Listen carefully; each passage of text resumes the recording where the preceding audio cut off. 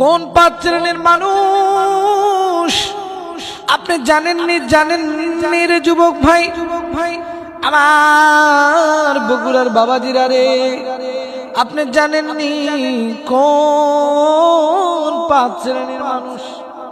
আল্লাহর নবী সাল্লাল্লাহু আলাইহি সাল্লাম ডাক দিয়ে বলেন, এক নাম্বার, যে দেশের জন্য ধর্মের জন্য যুদ্ধ করে শহীদ হয়ে যাবে।